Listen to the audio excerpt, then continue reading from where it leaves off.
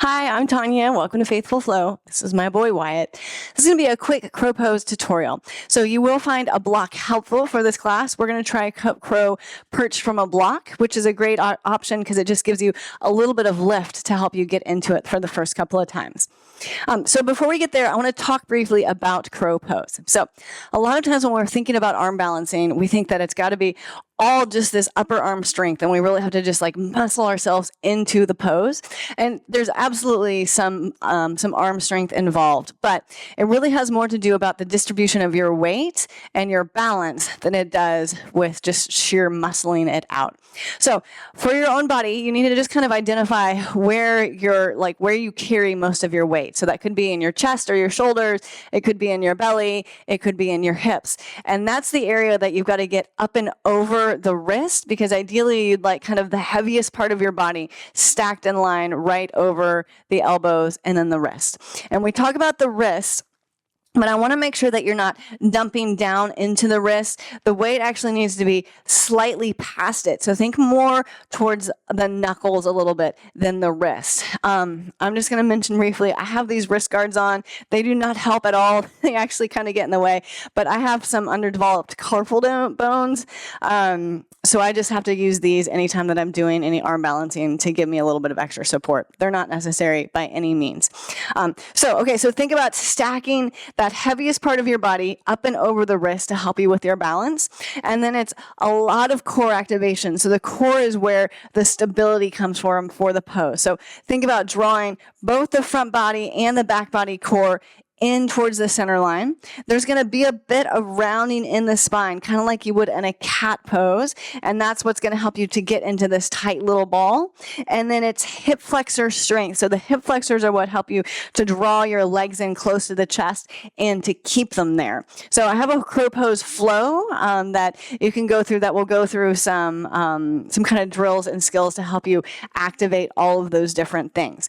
But for today, just to get into crow pose, we're going to try it from a block. So you can put a block crosswise at the lowest height on your mat, and we're going to come and we're going to step and perch onto that block. So just the balls of the feet onto the block here.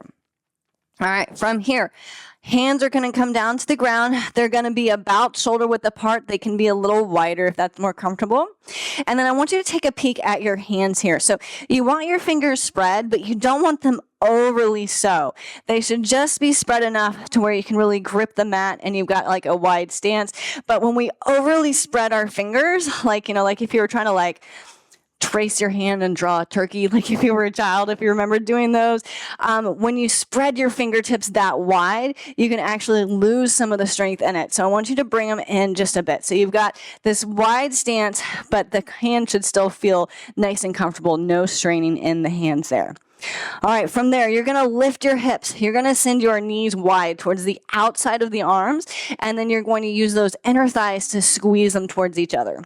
From here, think about pressing nice and firmly through the chest. Now, those muscles in the chest, those pec muscles, those muscle fibers run horizontally. So the activation happens by kind of broadening across the shoulders there.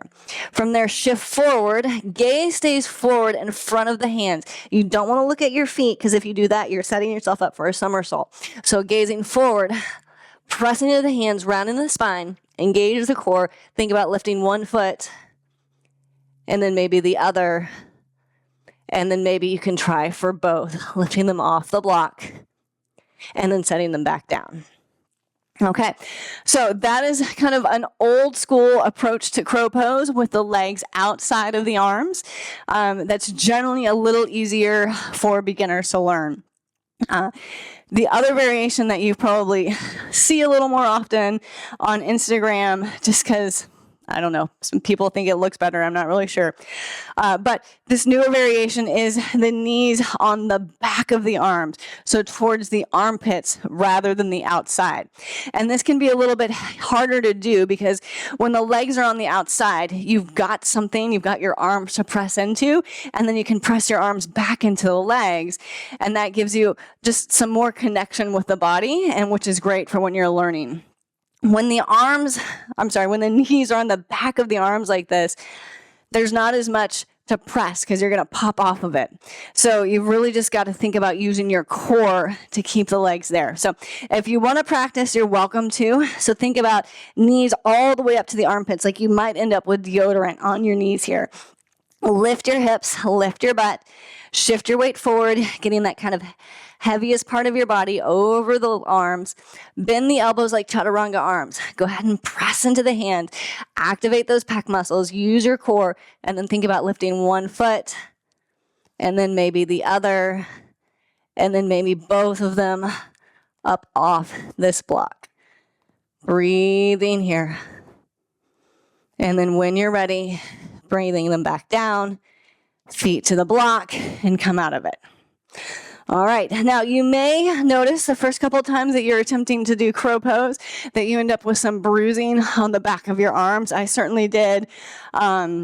And it even happens to me now if I haven't done crow pose for a really long time. A lot of times what that comes from is that we're not activating our core and pressing away. We're using our legs a little too much to squeeze in, which is great to get started with. But then once you kind of learn the shape of the pose, think more about pressing firmly into the ground, lifting that belly button, and the action is more of a lift up instead of a squeeze in. And then that will help you to be able to get into the pose without bruising the back of your arms. So thanks so much for watching. I hope that this helped you. If you have any questions, certainly let me know. You can put that in the comments below. I hope to see you again soon. Grace and peace. Bye. Hi again, and thanks for your time and interest in Christian yoga.